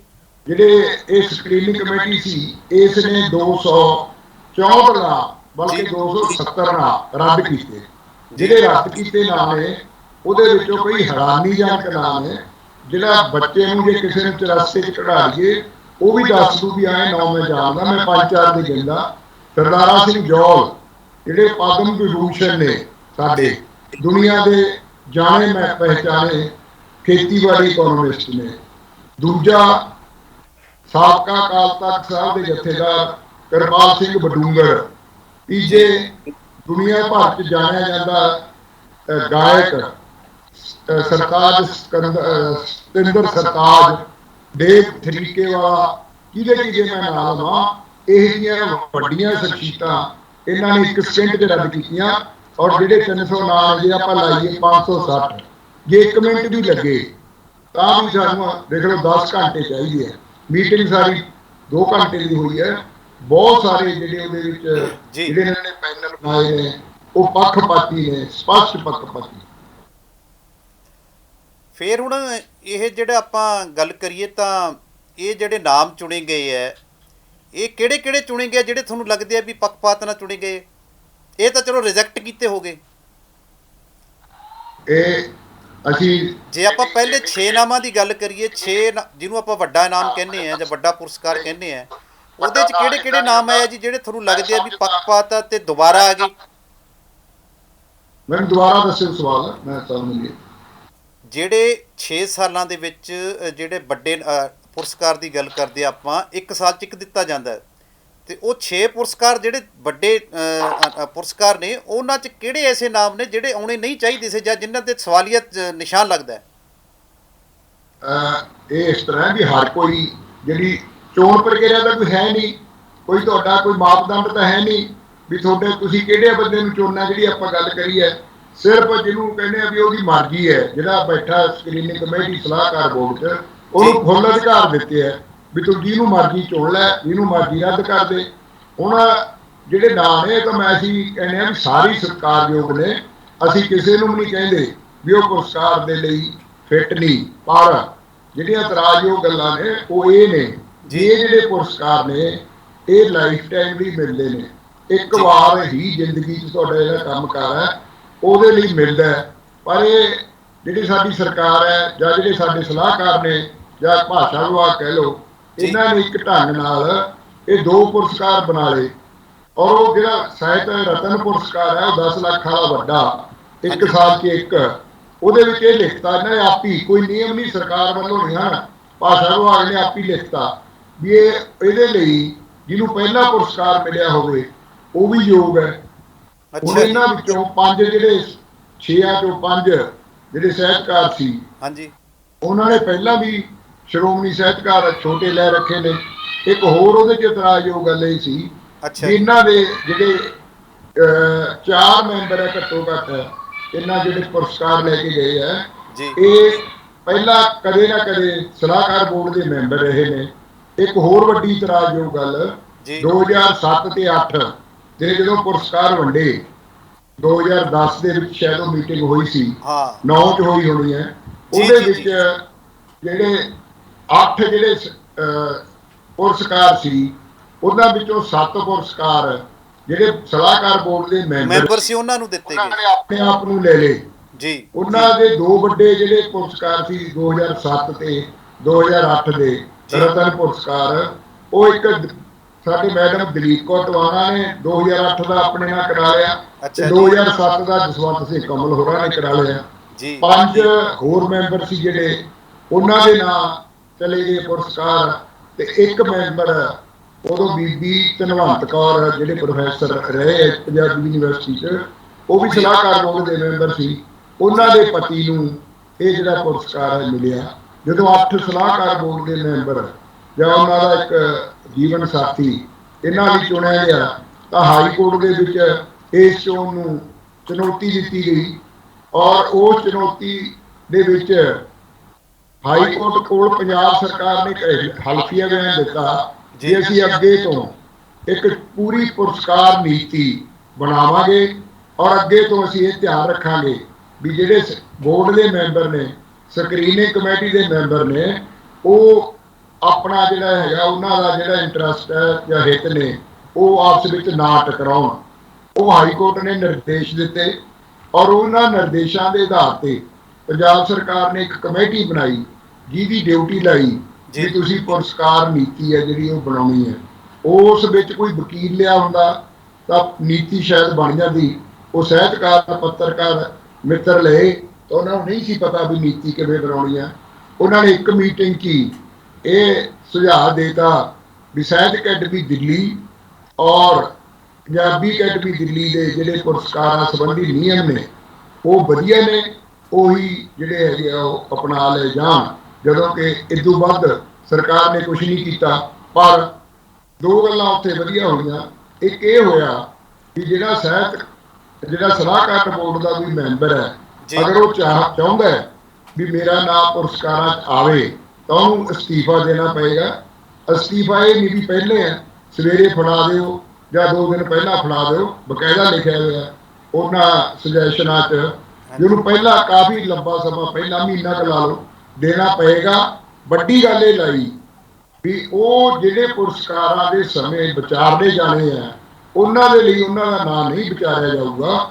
ਉਸ ਤੋਂ ਬਾਅਦ ਅਗਲੇ ਸਾਲ ਜਿਹੜੇ ਪੁਰਸਕਾਰ ਦਿੱਤੇ ਜਾਣਗੇ ਉਹਦੇ ਵਿੱਚ ਉਹਨਾਂ ਦਾ ਨਾਮ ਵਿਚਾਰਿਆ ਜਾ ਸਕਦਾ ਹੈ, ਤਾਂ ਜੋ ਜਿਹੜਾ ਉਹਨਾਂ ਦਾ ਪ੍ਰਭਾਵ ਹੈ ਇੱਕ ਸਲਾਹਕਾਰ ਬੋਰਡ ਦੇ ਮੈਂਬਰ, ਇਹ ਲਿਖੀਆਂ ਗੱਲਾਂ ਜਿਹੜੀਆਂ ਮੈਂ ਬੋਲ ਰਿਹਾ ਵੀ ਉਹ ਪ੍ਰਭਾਵ ਖਤਮ ਹੋ ਜੇ। ਨਾਲ ਇੱਕ ਇਹ ਸੁਜੈਸ਼ਨ ਦਿੱਤਾ ਗਿਆ ਵੀ ਜਿਹੜਾ ਸਲਾਹਕਾਰ ਬੋਰਡ ਦਾ ਮੈਂਬਰ ਹੈ ਉਹ ਖੁਦ ਤੇ ਉਹਦਾ ਕੋਈ ਨੇੜੇ ਦਾ ਰਿਸ਼ਤੇਦਾਰ ਵੀ ਇਹਨਾਂ ਪੁਰਸਕਾਰਾਂ ਦੇ ਲਈ ਯੋਗ ਨਹੀਂ ਹੋਏਗਾ। ਇਹ ਹਾਈ ਕੋਰਟ ਦੀ ਡਾਇਰੈਕਸ਼ਨ ਤੇ ਪੰਜਾਬ ਸਰਕਾਰ ਵੱਲੋਂ ਬਣਾਈ ਕਮੇਟੀ ਦਾ ਫੈਸਲਾ ਹੈ। ਉਸ ਤੋਂ ਬਾਅਦ ਜਿੰਨੀਆਂ 2-3 ਮੀਟਿੰਗਾਂ ਹੋਈਆਂ ਸਾਡੇ ਕੋਲੇ, ਉਸ ਤੋਂ ਬਾਅਦ ਜਿੰਨੀਆਂ ਸਲਾਹਕਾਰ ਬੋਰਡਾਂ ਦੀਆਂ ਮੀਟਿੰਗਾਂ ਹੋਈਆਂ, ਜਿਹੜੀਆਂ ਕਾਰਵਾਈਆਂ ਉਹਦੀਆਂ ਨਕਲਾਂ ਨੇ ਉਹਦੇ ਤੇ ਬੋਲਦਾ ਹਰ ਵਾਰ ਸਲਾਹਕਾਰ ਬੋਰਡ ਨੇ ਮੰਗ ਰੱਖੀ ਪੰਜਾਬ ਸਰਕਾਰ ਕੋਲੇ ਮੀਟਿੰਗ, ਕਿਉਂਕਿ ਮੰਤਰੀ ਉਹਦੀ ਪ੍ਰੈਜ਼ਾਈਡ ਕਰਦੇ ਆ ਵੀ ਸਾਨੂੰ ਵੀ ਪੁਰਸਕਾਰ ਮਿਲਣੇ ਚਾਹੀਦੇ ਹੈ। ਬਾਰ-ਬਾਰ ਅਧਿਕਾਰੀਆਂ ਨੇ ਕਿਹਾ ਕਿ ਆਪਾਂ ਨਹੀਂ ਲੈ ਸਕਦੇ, ਮੈਂਬਰ ਹੈ ਜਿਹੜੇ ਅਸਤੀਫੇ ਦਿਓ, ਅਗਲੇ ਸਾਲ ਦਿਓ, ਪਰ ਉਹ ਜਿਹੜੀ ਸੀ ਮੰਗ ਨਹੀਂ ਮੰਨੀ ਗਈ। ਪਰ ਇਸ ਵਾਰ ਇੱਕ ਮਿੰਟ ਦੋ ਗੱਲਾਂ ਵੱਡੀਆਂ ਹੋਈਆਂ ਜਿਹੜੀਆਂ ਤੁਸੀਂ ਕਹਿੰਦੇ ਹੋ ਗਲਤ ਕਿਵੇਂ ਹੋਏ, ਪੱਖਪਾਤੀ ਕਿਵੇਂ ਹੋਏ। ਇੱਕ ਡਾਕਟਰ ਤੇਜਵੰਤ ਮਾਨ, ਇਹ ਜਿਹੜੇ ਕੇਂਦਰੀ ਪੰਜਾਬੀ ਲੇਖ ਸਭਾ ਸੇਖੋਂ ਆ ਸਾਡੀ ਲੇਖਕਾਂ ਦੀ, ਉਹਦੇ ਪ੍ਰਧਾਨ ਨੇ, ਲੰਬੇ ਸਮੇਂ ਤੋਂ ਪ੍ਰਧਾਨ ਚਲੇ ਆ ਰਹੇ। ਜਿਹੜਾ ਸਲਾਹਕਾਰ ਬੋਰਡ ਹੈ ਉਹਦੇ ਵਿੱਚ ਇਸ ਜਿਹੜੀ ਸਭਾ ਹੈ ਉਹਦਾ ਜਿਹੜਾ ਪ੍ਰਧਾਨ ਜਾਂ ਸਕੱਤਰ ਉਹ ਅਹੁਦੇ ਦੇ ਤੌਰ ਤੇ ਮੈਂਬਰ ਹੁੰਦਾ ਹੈ। ਉਹਨਾਂ ਨੇ ਅਸਤੀਫਾ ਨਹੀਂ ਦਿੱਤਾ। ਉਹਨਾਂ ਨੇ ਇੱਕ ਦਿਨ ਪਹਿਲਾਂ ਲਿਖ ਕੇ, 2-4 ਦਿਨ ਪਹਿਲਾਂ ਭਾਸ਼ਾ ਵਿਭਾਗ ਨੂੰ ਲਿਖ ਕੇ ਭੇਜਤਾ। ਸੁਣਨ ਵਾਲੀ ਗੱਲ ਹੈ ਵੀ ਮੈਨੂੰ ਮੇਰਾ ਨਾਮ ਸਾਹਿਤ ਰਤਨ ਪੁਰਸਕਾਰ ਲਈ ਵਿਚਾਰਿਆ ਜਾਣਾ ਹੈ, ਇਸ ਲਈ ਮੈਂ ਇਸ ਮੀਟਿੰਗ ਦੇ ਵਿੱਚ ਨਹੀਂ ਆ ਸਕਦਾ, ਨਹੀਂ ਆਉਣਾ ਚਾਹੁੰਦਾ। ਮੇਰੀ ਥਾਂ ਸਾਡੀ ਸਭਾ ਦਾ ਜਨਰਲ ਸਕੱਤਰ ਮੀਟਿੰਗ ਵਿੱਚ ਆਏਗਾ। ਮਤਲਬ ਇਹ ਕਿ ਉਹਨਾਂ ਨੇ ਅਸਤੀਫਾ ਵੀ ਨਹੀਂ ਦਿੱਤਾ ਔਰ ਉਹਨਾਂ ਨੇ ਇਹ ਪੁਰਸਕਾਰ ਸੀ, ਪਤਾ ਵੀ ਸੀ ਕਿ ਜਿਹੜਾ ਨਾਮ ਵਿਚਾਰਿਆ ਜਾ ਰਿਹਾ ਹੈ, ਇਹ ਵੀ ਪਤਾ ਸੀ ਵੀ ਦਿੱਤਾ ਵੀ ਜਾ ਸਕਦਾ, ਇਹ ਅਨੁਮਾਨ ਸੀ ਉਹਨਾਂ ਨੂੰ। ਚਲੋ ਮੀਤ ਸਾਹਿਬ ਤੁਹਾਡੀ ਗੱਲਬਾਤ ਤੋਂ ਇਹ ਲੱਗ ਰਿਹਾ ਹੈ ਕਿ ਇਹ ਪ੍ਰੋਫੈਸਰ ਵਰਗ ਸਾਰਾ ਇਕੱਠਾ ਹੋਇਆ ਹੈ, ਉਹ ਮਿਲ ਕੇ ਨੀਤੀਆਂ ਵੀ ਇਹੋ ਜਿਹੀਆਂ ਬਣਾਉਂਦੇ ਨੇ ਕਿ ਆਪਸ ਵਿੱਚ ਹੀ ਲੈ ਦੇ ਜਾਣ ਸਾਰੇ ਪੁਰਸਕਾਰ। ਤੇ ਹੁਣ ਇੱਕ ਗੱਲ ਹੋਰ ਵੀ ਨਿਕਲ ਕੇ ਸਾਹਮਣੇ ਆਈ ਸੀ ਕਿ ਇੱਕ ਬਹੁਤ ਵੱਡਾ ਨਾਮ ਹੈ ਚਮਨ ਲਾਲ ਜੀ, ਉਹਨਾਂ ਨੇ ਹਾਈ ਅਥਾਰਟੀ ਨੂੰ ਲੈਟਰ ਵੀ ਲਿਖਿਆ, ਉਹ ਮਤਲਬ ਸਲਾਹਕਾਰ ਬੋਰਡ ਦੇ ਮੈਂਬਰ ਵੀ ਸਨ। ਹਾਂਜੀ, ਉਹ ਕੀ ਹੈ ਉਹ ਮਾਮਲਾ, ਕੀ ਕੁਛ ਕੋ ਉਹਨਾਂ ਨੇ ਦੱਸਿਆ? ਉਹ ਤਾਂ ਮੀਟਿੰਗ ਦੇ ਵਿੱਚ ਸੀਗੇ ਜੀ। ਉਹ ਪੰਜਾਬ ਜਿਹੜਾ ਸਲਾਹਕਾਰ ਬੋਰਡ ਹੈ ਉਹਦੇ ਮੈਂਬਰ ਨੇ, ਬਹੁਤ ਹੀ ਸੀਨੀਅਰ ਬੰਦੇ ਨੇ, ਬਹੁਤ ਹੀ ਵੱਡੇ ਵੱਡੇ ਪੁਰਸਕਾਰ ਉਹਨਾਂ ਨੂੰ ਮਿਲੇ ਹੋਏ ਆ। JNU ਚ head of the Hindi department ਤੇ ਡੀਨ ਵਗੈਰਾ ਰਹੇ ਨੇ। ਪੰਜਾਬ ਬਹੁਤ ਵੱਡੇ ਅਹੁਦੇ ਉਹਦੇ ਆਪਾਂ ਨਾ ਜਾਈਏ ਜੀ। ਵਰਲਡ ਨੂੰ ਜਿਹੜੇ ਹੈਗੇ ਉਹ ਸਕਾਲਰ ਹੈ, ਹਿੰਦੀ ਦੇ ਪ੍ਰਤੀਨਿਧ ਸੀਗੇ। ਉਹ ਸਕਰੀਨਿੰਗ ਕਮੇਟੀ 'ਚ ਨਹੀਂ ਸੀ ਤੇ ਜਿਹੜੀ ਸਲਾਹਕਾਰ ਬੋਰਡ ਹੈ ਉਹਦੇ ਉਹ ਮੀਟਿੰਗ ਦੇ ਵਿੱਚ ਹਾਜ਼ਰ ਸੀ। ਉਹਨਾਂ ਨੇ ਜਦੋਂ ਉੱਥੋਂ ਦੀ ਪ੍ਰੋਸੀਡਿੰਗਾਂ ਦੇਖੀਆਂ, ਪਹਿਲਾਂ ਉਹਨਾਂ ਨੇ ਉੱਥੇ ਇਤਰਾਜ਼ ਕੀਤਾ ਮੀਟਿੰਗ 'ਚ ਵੀ ਇਹ ਠੀਕ ਨਹੀਂ ਹੋ ਰਿਹਾ, ਨਾ ਵਿਚਾਰੇ ਜਾਣ, ਘੱਟੋ ਘੱਟ ਜਿਹੜੇ ਹਿੰਦੀ ਹੈ ਜਿਹਦੀ ਭਾਸ਼ਾ ਦੀ ਮੈਂ ਨੁਮਾਇੰਦਗੀ ਕਰਦਾ ਉਹਨਾਂ ਨੂੰ ਜਿਹੜੇ ਪੁਰਸਕਾਰ ਦਿੱਤੇ ਜਾਣੇ ਆ ਉਹਦੇ ਬਾਰੇ ਮੇਰੀ ਰਾਏ ਲਈ ਜਾਵੇ। ਪਰ ਉਹਨਾਂ ਨੂੰ ਇੱਕ ਤੋਂ ਵੱਧ ਇੱਕ ਪੁਰਸਕਾਰ ਉਹਨਾਂ ਨੇ ਜ਼ਰੂਰ ਦਵਾਇਆ, ਬਾਕੀ ਉਹਨਾਂ ਨੂੰ ਹੋਟਿੰਗ ਕੀਤੀ ਗਈ ਉਹਨਾਂ ਦੀ। ਔਰ ਉਹਨਾਂ ਨੇ ਉਹ ਸਾਰੀ ਗੱਲ ਵੀ ਇੱਕ ਮੈਂਬਰ ਹੈ ਜਿਹੜਾ ਉਹਨਾਂ ਨੇ ਨਾਂ ਨਹੀਂ ਲਿਆ ਵੀ ਉਹ ਉਹੀ ਸਾਰੀ ਪ੍ਰੋਸੀਡਿੰਗ ਚਲਾ ਰਿਹਾ ਸੀ। ਉਹਨਾਂ ਨੇ ਦੱਸਿਆ ਸਾਨੂੰ ਵੀ ਜਦੋਂ ਅਜੀਤ ਕੌਰ ਦਾ ਸਾਹਿਤ ਰਤਨ ਪੁਰਸਕਾਰ ਲਈ ਨਾਂ ਉਹਨਾਂ ਨੇ ਸੁਝਾਇਆ ਤਾਂ ਉਹਨਾਂ ਨੇ ਸਿਰਫ 4 ਮੈਂਬਰਾਂ ਉਹਨਾਂ ਦੀ ਵੋਟਾਂ ਪਾ ਲਓ। ਉਹਨਾਂ ਨੇ ਚਿੱਠੀ 'ਚ ਲਿਖਿਆ ਵੀ ਯੋਗਤਾ ਪਰਖੀ ਜਾਣੀ ਚਾਹੀਦੀ ਸੀ, ਨਾ ਕਿ ਵੋਟਾਂ ਨਾਲ ਇਹ ਜਿਹੜੀ ਚੋਣ ਹੋਣੀ ਸੀ। ਇਸ ਤਰ੍ਹਾਂ ਦੇ ਬਹੁਤ ਸਾਰੇ ਇਤਰਾਜ਼ ਲੈ ਕੇ ਉਹਨਾਂ ਨੇ ਚੇਅਰਮੈਨ ਜਿਹੜੇ ਮੰਤਰੀ ਨੇ, ਭਾਸ਼ਾ ਮੰਤਰੀ ਨੇ ਬਾਜਵਾ ਸਾਹਿਬ, ਉਹਨਾਂ ਨੂੰ ਇੱਕ ਲੰਬੀ ਚੌੜੀ ਚਿੱਠੀ ਹੈ ਉਹ ਲਿਖੀ ਹੈ ਜਿਹਦੇ ਤੋਂ ਸਪਸ਼ਟ ਹੁੰਦਾ ਹੈ ਕਿ ਸਾਰੀ ਉਹਨਾਂ ਨੇ ਬਕਾਇਦਾ ਲਿਖਿਆ ਵੀ ਅੱਧੀ ਚੋਣ ਪ੍ਰਕਿਰਿਆ ਤਾਂ ਟੋਟਲੀ ਪੱਖਪਾਤੀ ਹੈ। 108 ਚੋਂ 50 52 55 ਕਹਿੰਦੇ ਬਿਲਕੁਲ ਪੱਖਪਾਤੀ ਚੋਣ ਹੈ। ਤੇ ਜੇ ਇੱਕ ਸਲਾਹਕਾਰ ਬੋਰਡ ਦਾ ਮੈਂਬਰ ਇੱਕ ਮੰਤਰੀ ਨੂੰ ਚਿੱਠੀ ਲਿਖ ਕੇ ਕਹਿ ਰਿਹਾ ਕਿ ਇਹ ਚੋਣ ਬਿਲਕੁਲ ਗਲਤ ਹੈ, ਤਾਂ ਸਾਡਾ ਜਿਹੜੀ ਗੱਲ ਹੈ ਉਹ ਬਿਲਕੁਲ ਸਾਬਤ ਹੁੰਦੀ ਹੈ ਵੀ ਇਹ ਚੋਣ ਹੈ ਜਿਹੜੀ ਪੱਖਪਾਤੀ ਹੈ। ਮੀਤ ਸਾਹਿਬ, ਤੁਹਾਨੂੰ ਇਹ ਤੁਹਾਡੇ ਗੱਲਬਾਤ ਤੋਂ ਹੀ ਲੱਗ ਰਿਹਾ ਕਿ ਪਹਿਲਾਂ ਵੀ ਐਸੀ 2007-8 ਦੀ ਗੱਲ ਕੀਤੀ ਹੈ ਤੁਸੀਂ, ਉਦੋਂ ਵੀ ਕੋਈ ਐਸਾ ਤਰ੍ਹਾਂ ਵੀ ਪੱਖਪਾਤ ਹੋ ਰਿਹਾ ਸੀ ਤਾਂ ਅਦਾਲਤ ਵਿੱਚ ਮਾਮਲਾ ਗਿਆ, ਅਦਾਲਤ ਤੋਂ ਬਾਅਦ ਇੱਕ ਨੀਤੀ ਬਣਾਉਣ ਦੀ ਗੱਲ ਕੀਤੀ ਗਈ, ਪਰ ਫਿਰ ਵੀ ਉਹੀ ਜਿਹੀ ਨੀਤੀ ਬਣੀ ਗਈ ਅਤੇ ਪੱਖਪਾਤੀ ਦੀਆਂ ਵਿਰਲਾ ਰੱਖੀਆਂ ਗਈਆਂ, ਹੁਣ ਵੀ ਉਹ ਵਰਤੀਆਂ ਜਾ ਰਹੀਆਂ ਨੇ ਅਤੇ ਤੁਹਾਨੂੰ ਅਦਾਲਤ ਦਾ ਸਹਾਰਾ ਲੈਣਾ ਪਿਆ। ਹੁਣ ਕੀ ਲੱਗਦਾ ਤੁਹਾਨੂੰ ਵੀ ਅਦਾਲਤ ਦੇ ਵਿੱਚ ਇਨਸਾਫ ਮਿਲਣ ਦੀ ਸੰਭਾਵਨਾ ਹੈ? ਸਰਕਾਰ ਨੂੰ ਕੋਈ ਨੋਟਿਸ ਕੱਢਿਆ ਕੋਈ? ਇਹ ਜਿਹੜੀ ਪਹਿਲਾਂ ਸੀ ਨਾ ਪੰਜਾਬ ਸਰਕਾਰ ਨੇ ਕੀ ਕੀਤਾ ਵੀ ਉਹ ਨੀਤੀ ਤਾਂ ਬਣਾਈ ਨਹੀਂ। ਉਹਨੂੰ ਦੱਸਿਆ ਮੈਂ ਕਮੇਟੀ ਬਣਾਤੀ, ਕਮੇਟੀ ਨੇ ਆਪਣਾ ਫਰਜ਼ ਨਹੀਂ ਨਿਭਾਇਆ ਕਿ ਇੱਕ ਸੁਜੈਸ਼ਨ ਦੇਤਾ ਵੀ ਆਹ ਕਾਨੂੰਨ ਵਧੀਆ ਨੇ। ਹੁਣ ਉਹ ਕਾਨੂੰਨ ਕਿਵੇਂ ਵਧੀਆ ਨੇ? ਉਹਦਾ ਇੱਕ ਪੁਸਤਕ ਲਈ ਹੈ, ਇਹਦੇ ਲਾਈਫ ਟਾਈਮ ਹੈ, ਪਤਾ ਨਹੀਂ ਉਹਨਾਂ ਨੇ ਪੜ੍ਹਿਆ ਨਹੀਂ, ਉਹਦੇ ਆਪਾਂ ਨਹੀਂ ਢੱਕ ਜਾਂਦੇ। ਵੱਖਰੀ ਪੂਰੀ ਜਿਹੜੀ ਬਹਿਸ ਉਸ ਮੁੱਦੇ ਤੇ ਹੋ ਸਕਦੀ। ਨੀਤੀ ਕੋਈ ਬਣੀ ਨਹੀਂ, ਜਾਣ ਬੁੱਝ ਕੇ ਨਹੀਂ ਮੰਨ ਦਿੰਦੇ ਇਹ ਜਿਹੜੇ ਸਲਾਹਕਾਰ ਨੇ, ਕਿਉਂਕਿ ਇਹਨਾਂ ਨੇ ਆਪਣਿਆਂ ਨੂੰ ਆਪਣੇ ਆਪ ਨੂੰ ਹੀ ਆਪਣੇ ਜੀਵਨ ਸਾਥੀਆਂ ਨੂੰ ਆਪਣੇ ਹੋਰ ਰਿਸ਼ਤੇਦਾਰਾਂ ਮਿੱਤਰਾਂ ਪਿਆਰਿਆਂ ਗਰੁੱਪ ਦੇ ਮੈਂਬਰਾਂ ਨੂੰ ਪੁਰਸਕਾਰ ਦੇਣੇ ਹੁੰਦੇ ਹੈ। ਇਸ ਲਈ ਏਦਾਂ ਦੀ ਨੀਤੀ ਬਣੀ ਹੋਈ ਨਹੀਂ, ਕੋਈ ਨਿਯਮ ਹੀ ਨਹੀਂ। ਜਿਹਨੂੰ ਜੀ ਕਰਦਾ ਹੈ ਪੁਰਸਕਾਰ ਦਿੱਤੇ ਜਾ ਰਹੇ ਨੇ। ਇਹੀ ਸਾਡਾ ਜਿਹੜਾ ਆਧਾਰ ਹੈ। ਔਰ ਪੰਜਾਬ ਸਰਕਾਰ ਨੂੰ ਅਸੀਂ ਪਾਰਟੀ ਬਣਾਇਆ ਇਸੇ ਗੱਲ ਤੇ ਵੀ ਇਹ ਨਿਯਮ ਹੀ ਕੋਈ ਨਹੀਂ, ਨਿਯਮ ਬਣਾਓ, ਜਿਹੜੀ ਚੋਣ ਹੋਈ ਉਹ ਰੱਦ ਕੀਤੀ ਜਾਵੇ। ਬਹੁਤ ਸਾਰੀਆਂ ਅਸੀਂ ਉਹਦੇ ਵਿੱਚ ਉਦਾਹਰਨਾਂ ਲੈ ਕੇ ਦੱਸਿਆ ਜਾਂ ਪੱਖਪਾਤ ਹੈ, ਇਹ ਚੋਣ 'ਚ ਪੱਖਪਾਤ ਹੈ। ਉਹ ਜਿਹੜੀ ਅਦਾਲਤ ਹੈ, ਜਿਹੜੀ ਸਿਵਲ ਜੱਜ ਨੇ ਲੁਧਿਆਣੇ ਦੇ, ਉਹਨਾਂ ਨੇ ਸਾਡੀ ਗੱਲ ਸੁਣ ਕੇ ਸਟੇ ਕਰ ਦਿੱਤੇ ਨੇ। 2 ਅਗਸਤ ਨੂੰ ਪੰਜਾਬ ਸਰਕਾਰ ਨੂੰ ਕਿਹਾ ਕਿ ਸਾਡੀ ਜਿਹੜੀ ਪਟੀਸ਼ਨ ਹੈ, ਜਿਹੜੀ ਅਸੀਂ ਦਾਅਵਾ ਕੀਤਾ, ਉਹਦਾ ਜਵਾਬ ਦਿਓ। 2 ਅਗਸਤ ਤੱਕ ਦੇਖਦੇ ਹਾਂ ਕਿ ਪੰਜਾਬ ਸਰਕਾਰ ਕੀ ਨੀਤੀ ਅਪਣਾਉਂਦੀ ਹੈ ਤੇ ਸਾਡੀਆਂ ਸਹਿਮਤ ਹੁੰਦੀ ਹੈ ਜਾਂ ਕਿਵੇਂ ਕੀ ਪੱਖ ਲੈਂਦੀ ਹੈ। ਤਾਂ 2 ਤਰੀਕ ਤੋਂ ਬਾਅਦ ਪਤਾ ਲੱਗੂਗਾ। ਅੱਗੋਂ ਕਹਾਂ ਕੀ ਹੋਣਾ ਹੈ ਇਹ ਵੀ 2 ਤਰੀਕ ਤੋਂ ਬਾਅਦ ਹੀ ਜਿਹੜਾ ਹੈਗਾ ਪਤਾ ਲੱਗੂ, ਸਪਸ਼ਟ ਹੋ ਜਾਏਗਾ। ਮੀਤ ਸਾਹਿਬ, ਤੁਹਾਡੀ ਗੱਲਬਾਤ ਤੋਂ ਇਹ ਲੱਗ ਰਿਹਾ ਹੈ ਕਿ ਜਿਵੇਂ ਜਿਸ ਉਦੇਸ਼ ਲਈ ਇਹ ਪੁਰਸਕਾਰ ਰੱਖੇ ਗਏ ਸਨ, ਉਹ ਆਪਾਂ ਪੰਜਾਬੀ ਭਾਸ਼ਾ ਨੂੰ, ਪੰਜਾਬੀ ਸਾਹਿਤਕਾਰ ਨੂੰ, ਪੰਜਾਬੀ ਸੱਭਿਆਚਾਰ ਨੂੰ ਪ੍ਰਫੁੱਲਤ ਕਰਨ ਵਾਸਤੇ, ਉਹ ਉਦੇਸ਼ ਪੂਰਾ ਨਹੀਂ ਹੋ ਰਿਹਾ। ਬਿਲਕੁਲ ਨਹੀਂ ਹੈ, ਕਿਉਂਕਿ ਪੱਖਪਾਤ ਦਾ ਨੁਕਸਾਨ ਕੀ ਹੁੰਦਾ ਹੈ ਜੀ? ਜਿਹੜੇ ਬੰਦੇ ਅਸਲੀ ਨੇ, ਜਿਹੜੇ ਵਧੀਆ ਲਿਖ ਰਹੇ ਨੇ, ਵਧੀਆ ਗਾ ਰਹੇ ਨੇ, ਢਾਡੀ ਨੇ, ਰਾਗੀ ਨੇ, ਜਦੋਂ ਉਹਨਾਂ ਦਾ ਹੱਕ ਮਾਰਿਆ ਜਾਂਦਾ ਹੈ ਤਾਂ ਉਹ ਕੁਦਰਤੀ ਗੱਲ ਹੈ, ਨਿਰਾਸ਼ ਹੁੰਦੇ ਹੈ। ਉਸ ਨਿਰਾਸ਼ਾ ਚੋਂ ਉਹ ਲਿਖਣਾ, ਪੜ੍ਹਨਾ, ਗਾਉਣਾ ਛੱਡਦੇ ਹੈ। ਜੇ ਇਹ ਹੋਵੇ ਮੇਰੇ ਨੂੰ ਵਧੀਆ ਨੂੰ ਪੁਰਸਕਾਰ ਮਿਲਿਆ, ਫਿਰ ਕੋਈ ਕਿਸੇ ਦੇ ਮਨ 'ਚ ਰੰਜਿਸ਼ ਨਹੀਂ ਆਉਂਦੀ। ਤੇ ਜਦੋਂ ਪੂਰੀ ਤਰ੍ਹਾਂ ਨਾਲ ਪੱਖਪਾਤੀ ਚੋਣ ਹੋਵੇ ਤੇ ਜਿਹੜੇ ਪੁਰਸਕਾਰ ਦੇ ਹੱਕਦਾਰ ਹੈ ਉਹਨਾਂ ਨੂੰ ਪੁਰਸਕਾਰਾਂ ਲਈ ਨਾ ਚੁਣਿਆ ਜਾਵੇ ਤਾਂ ਉਹ ਨਿਰਾਸ਼ ਹੁੰਦੇ ਨੇ, ਲਿਖਣਾ ਪੜ੍ਹਨਾ ਛੱਡ ਦਿੰਦੇ ਨੇ। ਇਹਦੇ ਨਾਲ ਪੰਜਾਬੀ ਸਾਹਿਤ ਨੂੰ, ਪੰਜਾਬੀ ਭਾਸ਼ਾ ਨੂੰ, ਪੰਜਾਬੀ ਸੱਭਿਆਚਾਰ ਨੂੰ, ਗਾਇਕੀ ਨੂੰ, ਹਰ ਇੱਕ ਪੱਖ ਨੂੰ ਜਿਹੜਾ ਨੁਕਸਾਨ ਹੈ। ਅਫਸੋਸ ਇਹ ਵੀ ਇਹ ਨੁਕਸਾਨ ਉਹੀ ਸਲਾਹਕਾਰ ਪਹੁੰਚਾ ਰਹੇ ਨੇ ਜਿਹੜੇ ਆਪਣੇ ਆਪ ਨੂੰ ਅੰਤਰਰਾਸ਼ਟਰੀ ਪੱਧਰ ਤੇ ਮਾਂ ਬੋਲੀ ਪੰਜਾਬੀ ਦੇ ਥੰਮ ਪ੍ਰਮੋਟਰ ਤੇ ਕਹਾਉਂਦੇ ਨੇ। ਅੰਤਰਰਾਸ਼ਟਰੀ ਜਿਹੜੀਆਂ ਹੁੰਦੀਆਂ ਕਾਨਫਰੰਸਾਂ ਆਪ ਇੱਧਰ ਕਰਦੇ ਨੇ ਜਾਂ ਉੱਧਰ ਜਾ ਕੇ ਨੁਮਾਇੰਦਗੀ ਕਰਦੇ ਨੇ ਭਾਸ਼ਾ ਦੀ, ਉਹ ਖੁਦ ਹੀ ਮਾਂ ਬੋਲੀ ਨੂੰ, ਉਹਦੀ ਸਾਹਿਤ ਨੂੰ, ਉਹਦੇ ਸੱਭਿਆਚਾਰ ਨੂੰ ਨੁਕਸਾਨ ਪਹੁੰਚਾ ਰਹੇ।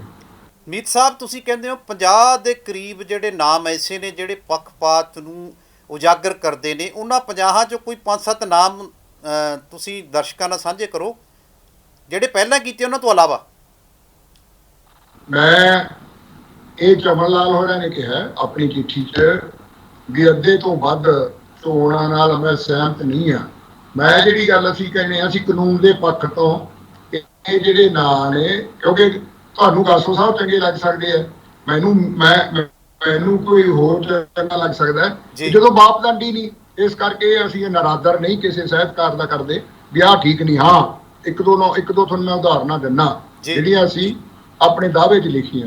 ਹੁਣ ਇੱਕ ਪੁਰਸਕਾਰ ਹੈ ਸ਼੍ਰੋਮਣੀ ਪੰਜਾਬੀ ਸਾਹਿਤਕਾਰ ਪੰਜਾਬੋਂ ਬਾਹਰ ਦਾ ਮਤਲਬ ਹੈ ਜਿਹੜਾ ਕੋਈ ਲੇਖ ਪੰਜਾਬ ਤੋਂ ਬਾਹਰ ਰਹਿੰਦਾ ਹੈ, ਦਿੱਲੀ, ਕਲਕੱਤਾ, ਬੰਬੇ, ਕਿਤੇ ਵੀ ਹੋਵੇ, ਉਹਦੇ ਲਈ ਇੱਕ ਪੁਰਸਕਾਰ ਹੈ। ਉਹਦੇ ਲਈ ਇੱਕ ਇਹਨਾਂ ਨੇ ਭਾਸ਼ਾ ਵਿਭਾਗ ਨੇ ਆਪ ਹੀ ਸ਼ਰਤਾਂ ਜਿਹੀਆਂ ਘੜ ਲਈਆਂ। ਉਹ ਕਾਨੂੰਨ ਦੀ ਨਿਗਾਹ 'ਚ ਉਹ ਵੀ ਕੁਛ ਨਹੀਂ ਹੈ।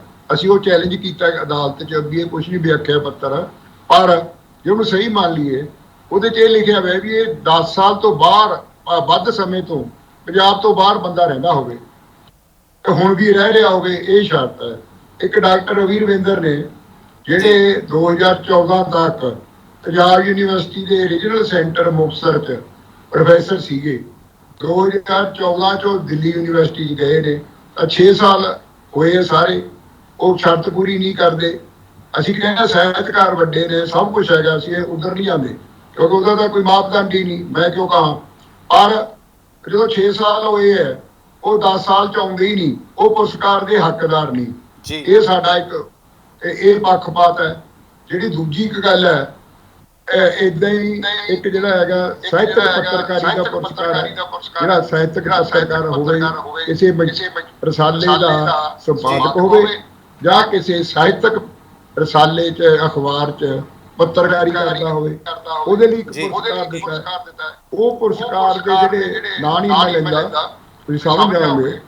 ਉਹ ਪੁਰਸਕਾਰ ਦਿੱਤਾ ਜਿਹੜਿਆਂ ਨੂੰ ਪ੍ਰੋਫੈਸਰ ਨੇ ਪੰਜਾਬੀ ਯੂਨੀਵਰਸਿਟੀ 'ਚ, ਉਹਨਾਂ ਨੂੰ ਦਿੱਤਾ ਵੀ ਜਿਹੜਾ ਭਾਸ਼ਾ ਵਿਭਾਗ ਨੇ ਜੀਵਨ ਬਿਉਰਾ ਉਹਨਾਂ ਦਾ ਤਿਆਰ ਕੀਤਾ, ਉਹਦੇ ਮੁਤਾਬਕ ਉਹਨਾਂ ਨੇ 1979 ਤੋਂ 1983 ਤੱਕ 4 ਸਾਲ ਲਈ ਇੱਕ ਮੰਚ ਨਾਂ ਦਾ ਰਸਾਲਾ ਸੰਪਾਦਿਤ ਕੀਤਾ। ਉਸ ਤੋਂ ਬਾਅਦ ਉਹ ਰਸਾਲਾ ਬੰਦ ਹੈ, 37 ਸਾਲ ਤੋਂ ਬੰਦ ਹੈ। ਤਾਂ ਇਹ ਕੀ ਅਸੀਂ ਅਦਾਲਤ ਜਿਹੜਾ ਲਿਆ, ਇਹ ਤਾਂ ਇੱਕ ਘਟੀਆ ਪੱਤਰਕਾਰੀ ਦਾ ਪ੍ਰਮਾਣ ਹੈ ਜਿਹੜਾ ਬੰਦ ਹੀ ਹੋ ਗਿਆ, ਔਰ 37 ਸਾਲ ਤੋਂ ਬੰਦ ਹੈ।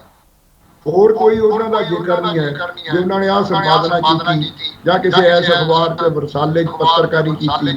ਇੱਕ ਰਸਾਲਾ ਜਿਹੜਾ 37 ਸਾਲ ਪਹਿਲਾਂ ਬੰਦ ਹੋ ਗਿਆ, ਉਹਦੇ ਆਧਾਰ ਤੇ ਪੁਰਸਕਾਰ ਦੇਣਾ ਇਹ ਪੱਖਪਾਤ ਹੈ, ਗੈਰ ਕਾਨੂੰਨੀ ਹੈ। ਇਸ ਤਰ੍ਹਾਂ ਦੀਆਂ ਬਹੁਤ ਸਾਰੀਆਂ ਜਿਹੜੀਆਂ ਹੈਗੀਆਂ ਉਦਾਹਰਨਾਂ ਨੇ। ਜਦੋਂ ਕੋਈ ਖੁੱਲੂਗਾ ਤਾਂ ਅਸੀਂ ਸਾਰੇ ਪੱਖ ਨੇ ਜਿਹੜੇ ਉਹ ਉਜਾਗਰ ਕਰਾਂਗੇ। ਹਲੇ ਨਾ ਲੈਣੇ ਚੰਗੇ ਨਹੀਂ। ਤੇ ਫਿਰ ਤੁਸੀਂ ਕੀ ਉਮੀਦ ਕਰਦੇ ਹੋ? ਮੈਂ ਤੁਹਾਡਾ ਲਾਸਟ ਸਵਾਲ ਤੇ ਆਵਾਂਗਾ ਕਿ ਤੁਸੀਂ ਕੀ ਉਮੀਦ ਕਰਦੇ ਹੋ ਸਰਕਾਰ ਨੂੰ ਪਹਿਲਾਂ ਦੀ ਤਰ੍ਹਾਂ ਇਸ ਮਾਮਲੇ ਨੂੰ ਨਜ਼ਰਅੰਦਾਜ਼ ਕਰਕੇ ਨਹੀਂ ਰੱਖਣਾ ਚਾਹੀਦਾ ਜਾਂ ਨੀਤੀ ਘੜਨੀ ਚਾਹੀਦੀ ਹੈ ਕੋਈ? ਦੇਖੋ, ਬਿਲਕੁਲ ਨੀਤੀ ਹੈ ਹੀ ਹੈ, ਹੋਣੀ ਉਹੀ ਚਾਹੀਦੀ ਹੈ। ਜਿਵੇਂ ਸ਼ਾਇਦ ਇਹਨਾਂ ਨੇ ਸੁਝਾਅ ਹੀ ਦਿੱਤਾ ਸੀ ਕਮੇਟੀ ਨੇ ਵੀ ਪੰਜਾਬੀ ਅਕੈਡਮੀ ਦਿੱਲੀ ਦੇ ਪੁਰਸਕਾਰ ਦੇ ਨਿਯਮ ਵਧੀਆ ਨੇ, ਉਹ ਅਪਣਾ ਲੈਣ। ਜੇ ਮੈਂ ਤਾਂ ਪੜ੍ਹੇ ਨਹੀਂ, ਉਹ ਵਧੀਆ ਹੋਣਗੇ। ਜਿਹੜਾ ਸ਼ਾਇਦ ਇੱਕ ਦੂਜਾ ਸੁਝਾਅ ਸੀ ਵੀ ਜਿਹੜੀ ਸਾਹਿਤ ਅਕੈਡਮੀ ਵੱਡੀ ਹੈ ਦਿੱਲੀ ਵਾਲੀ, ਜਿਹੜੇ ਵੱਡੇ ਪੁਰਸਕਾਰ ਦਿੰਦੀ ਹੈ ਸਾਹਿਤ ਅਕੈਡਮੀ ਪੁਰਸਕਾਰ, ਉਹ ਵਧੀਆ ਨੇ, ਉਹ ਮੈਂ ਪੜ੍ਹੇ ਨੇ। ਉਹਦੇ ਵਿੱਚ ਉਹ ਨਿਯਮਾਂ ਦੇ ਮੁਤਾਬਕ ਨਾ ਇਹਦੇ ਚੋਣ ਪ੍ਰਕਿਰਿਆ ਬਣਾਈ ਹੈ ਕੋਈ, ਨਾ ਸ਼ਰਤਾਂ ਨੇ ਵੀ ਕੌਣ ਐਲੀਜੀਬਲ ਹੈ। ਜਿਵੇਂ ਹੁਣ ਇੱਕ ਵੱਡੀ ਗੱਲ ਪੱਖਪਾਤ ਦੀ ਲਾ ਲਓ ਜਾਂ ਅਣਗਹਿਲੀ ਦੀ ਲਾ ਲਓ, ਜਿਹੜੀ ਭਾਸ਼ਾ ਵਿਭਾਗ ਨੇ ਇੱਕ ਮ੍ਰਿਤਕ ਵਿਅਕਤੀ ਜਿਨ੍ਹਾਂ ਦੀ ਚੜ੍ਹਾਈ ਜਿਨ੍ਹਾਂ ਨੂੰ ਕਰਿਆ ਨੂੰ 2012 'ਚ ਕੀਤੀ, ਉਹਨਾਂ ਦਾ ਨਾਂ ਪੁਰਸਕਾਰ ਲਈ ਰਿਕਮੈਂਡ ਕਰਤਾ। ਇੱਕ ਇਹ ਦੀਪ ਦਾ ਕਰਤਾ, ਉਹਨਾਂ ਦਾ ਇੱਕ ਜਸਦੇਵ ਸਿੰਘ ਢਾਲੀਵਾਲ ਨੇ ਮਲੇਰਕੋਟਲੇ ਦੇ ਨਾਵਲਕਾਰ, ਉਹਨਾਂ ਦਾ ਕਰਤਾ। ਇਹਨਾਂ ਨੂੰ ਪਤਾ ਹੀ ਨਹੀਂ ਵੀ ਕਿਹੜੇ ਲੋਕ ਚੜ੍ਹਾਈ ਕਰਕੇ 12 ਦੇ, ਚਲੋ ਦੂਜਿਆਂ ਨੂੰ ਕਰ ਲਓ ਵੀ ਕੇ ਦੀਪ ਨਵੇਂ ਹੋਏ ਸੀ ਉਹਨਾਂ ਦਾ, ਜਿਹੜੇ 12 'ਚ ਕਰਕੇ ਫਿਰ ਸਕਰੀਨਿੰਗ ਕਮੇਟੀ ਦੀ ਲਿਆਕਤ ਦੇਖ ਲਓ, ਉਹਨਾਂ ਨੇ ਵੀ ਉਹਨਾਂ ਨੂੰ ਪੁਰਸਕਾਰ ਲਈ ਚੁਣਤਾ। ਫਿਰ ਜਿਹੜਾ ਸਲਾਹਕਾਰ ਬੋਰਡ ਹੈ ਉਹਦੀ ਲਿਆਕਤ ਦੇਖ ਲਓ, ਉਹ ਵੀ ਚੁਣਤਾ। ਹੁਣ ਜੇ ਇਹੀ ਪੁਰਸਕਾਰ ਜਿਹੜੀ ਜੇ ਕਹਿੰਦੇ ਨੇ ਸਾਹਿਤ ਅਕੈਡਮੀ ਦਿੱਲੀ ਵਾਲੀ ਗੱਲ ਹੈ, ਉਹਨਾਂ ਨੇ ਲਿਖਿਆ ਹੋਇਆ ਵੀ 5 ਸਾਲ ਪਹਿਲਾਂ ਦੀਆਂ ਜਿਹੜੀਆਂ ਪ੍ਰਕਾਸ਼ਿਤ ਪੁਸਤਕਾਂ ਹੈ ਉਹ ਵਿਚਾਰੀਆਂ ਜਾਣਗੀਆਂ। ਜੇ ਉਹਨਾਂ ਨੇ ਬਕਾਇਦਾ ਲਿਖਿਆ ਵੀ ਜੇ ਉਹਨਾਂ ਸਮਿਆਂ 'ਚ ਜੇ ਕੋਈ ਬੰਦਾ ਸਾਹਿਤਕਾਰ ਉਹਦੀ ਮ੍ਰਿਤੂ ਹੋ ਜਾਂਦੀ ਹੈ ਤਾਂ ਉਹ ਪੁਰਸਕਾਰ ਦਾ ਹੱਕਦਾਰ ਰਹੇਗਾ, ਕਿਉਂਕਿ 5 ਸਾਲ 'ਚ ਆ ਗਈ ਉਹ ਸ਼ਰਤ। ਇੱਦਾਂ ਦੀਆਂ ਨਿਯਮ ਬਣਾਉਣੇ ਚਾਹੀਦੇ ਆ, ਉਹ ਨਿਯਮ ਦੇ ਮੁਤਾਬਕ ਚੋਣ ਹੋਵੇ, ਕਿਸੇ ਨੂੰ ਕੋਈ ਇਤਰਾਜ਼ ਹੀ ਨਹੀਂ। ਆਹ ਕੀ ਗੱਲ ਹੋਈ ਵੀ ਆਪ ਹੀ ਨਾ ਸੁਝਾਉਣੇ ਆ, ਆਪ ਹੀ ਛਾਂਟਣੇ ਆ ਤੇ ਆਪ ਹੀ ਜਿਹੜੀ ਹੈਗੀ ਆ ਤੁਸੀਂ ਚੁਣਨੇ ਆ। ਇਹ ਤਾਂ ਸਾਡੀ ਲਾ ਦੀ ਹਿਸਟਰੀ 100 ਸਾਲ 50 ਸਾਲ ਤਾਂ ਮੈਨੂੰ ਹੋ ਗਏ ਤੇ 100 ਸਾਲ ਦੀ ਪੜ੍ਹੀ ਹੈ, ਪਹਿਲੀ ਵਾਰ ਦੇਖਿਆ ਵੀ ਆਪ ਹੀ ਮੁਲਜ਼ਮ, ਆਪ ਹੀ ਰੀਡਰ, ਆਪ ਹੀ ਸਟੈਨੋ ਤੇ ਆਪ ਹੀ ਜੱਜ। ਇਸ ਤਰ੍ਹਾਂ ਦੀਆਂ ਜਿਹੜੀਆਂ ਪੰਜਾਬ ਸਰਕਾਰ ਹੈ, ਅਸੀਂ ਬੜੀਆਂ ਠੋਸ ਦਲੀਲਾਂ ਲੈ ਕੇ ਇਹ ਇੱਕ ਕਿਸਮ ਦਾ ਦਰਵਾਜ਼ਾ ਹੀ ਖੜਕਾਇਆ ਸਰਕਾਰ ਦਾ ਵੀ ਹੁਣ ਜਾਗ ਪੋ, ਸਹੀ ਚੋਣ ਕਰੋ, ਸਹੀ ਬੰਦਿਆਂ ਨੂੰ ਨਿਯਮ ਬਣਾਓ।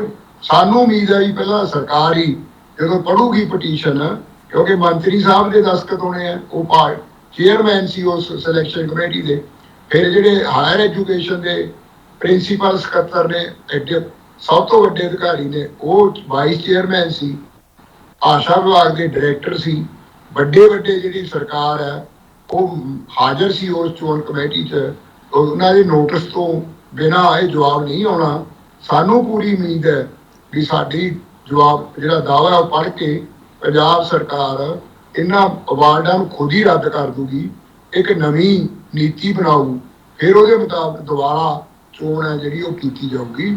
ਇਹ ਜੇ ਨਾ ਹੋਇਆ, ਸਰਕਾਰ ਨੇ ਕੋਈ ਨਾ ਗੱਲ ਬਣੀ, ਤਾਂ ਸਾਨੂੰ ਅਦਾਲਤ ਤੋਂ ਪੂਰੀ ਉਮੀਦ ਹੈ ਕਿ ਅਦਾਲਤ ਤਾਂ ਸਾਡੀ ਗੱਲ ਸੁਣੂਗੀ ਹੋਈ।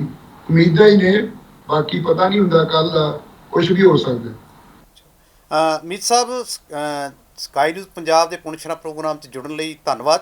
ਪੁਣਛਣ ਪ੍ਰੋਗਰਾਮ ਇਸ ਮਸਲੇ ਤੇ ਪੁਣਛਣ ਤੋਂ ਵੀ ਨਿਕਲਿਆ ਕਿ ਕੁਝ ਬੁੱਧੀਜੀਵੀ ਸਮੂਹ ਇਕੱਠੇ ਹੋ ਕੇ ਇਹ ਸਰਕਾਰ ਦੇ ਭਾਸ਼ਾ ਨੂੰ, ਪੰਜਾਬੀ ਭਾਸ਼ਾ ਨੂੰ ਪ੍ਰਫੁੱਲਤ ਕਰਨ ਵਾਲੇ ਪੁਰਸਕਾਰਾਂ ਨੂੰ ਆਪਸ ਵਿੱਚ ਹੀ ਲੈ ਦੇ ਕਰ ਰਹੀ ਹੈ, ਜਿਸ 'ਤੇ ਸਵਾਲ ਪਹਿਲਾਂ ਵੀ ਉੱਠਦੇ ਰਹੇ ਨੇ। ਹੁਣ ਮਿੱਤਰ ਸੈਨ ਮੀਤ ਹੋਰਾਂ ਨੇ ਤੇ ਹੋਰ ਪੰਜਾਬੀ ਹਿਤੈਸ਼ੀਆਂ ਨੇ, ਪੰਜਾਬੀ ਸਾਹਿਤਕਾਰਾਂ ਨੇ ਇਸ ਮਾਮਲੇ ਨੂੰ, ਇਸ ਨੀਤੀ ਦੇ ਵਿੱਚ ਜਿਹੜੇ ਵਿਰਲਾਂ ਨੂੰ ਲੈ ਕੇ, ਇਸ ਤਰ੍ਹਾਂ ਹੋ ਰਹੀਆਂ ਪੱਖਪਾਤੀਆਂ ਨੂੰ ਲੈ ਕੇ ਅਦਾਲਤ ਦਾ ਦਰਵਾਜ਼ਾ ਖੜਕਾਇਆ। ਉਸ ਦੀ ਅਗਲੀ ਤਰੀਕ ਤੱਕ ਜਿਹੜਾ ਪੰਜਾਬ ਸਰਕਾਰ ਕੀ ਜਵਾਬ ਦਿੰਦੀ ਹੈ, ਪਰ ਇਹਨਾਂ ਦੀ ਉਮੀਦ ਹੈ ਕਿ ਨਈ ਨੀਤੀ ਬਣਾਈ ਜਾਵੇ ਤਾਂ ਜੋ ਇਹੋ ਜਿਹੀਆਂ ਵਿਰਲਾਂ ਤੋਂ ਜਿਹੜੇ ਆਪਣੇ ਸਿਆਣੇ ਬੁੱਧੀਜੀਵੀ ਬੰਦੇ ਨੇ, ਬੜੇ ਅੱਛੇ ਤਰੀਕੇ ਨਾਲ ਸਾਰੇ ਇਨਾਮ ਆਪਸ ਵਿੱਚ ਹੀ ਵੰਡ ਰਹੇ ਨੇ। ਕਰੋੜਾਂ ਦੀ ਰਾਸ਼ੀ ਹੈ, ਇਹ ਭਾਸ਼ਾ ਨੂੰ ਪ੍ਰਫੁੱਲਤ ਕਰਨ ਵਾਸਤੇ ਹੈ, ਸਾਹਿਤ ਨੂੰ ਪ੍ਰਫੁੱਲਤ ਕਰਨ ਵਾਸਤੇ, ਇੱਥੋਂ ਦੇ ਸੱਭਿਆਚਾਰ ਨੂੰ ਪ੍ਰਫੁੱਲਤ ਕਰਨ ਵਾਸਤੇ ਹੈ, ਉਹ ਅਜਾਈ ਜਾ ਰਹੀ ਇੱਕ ਤਰ੍ਹਾਂ।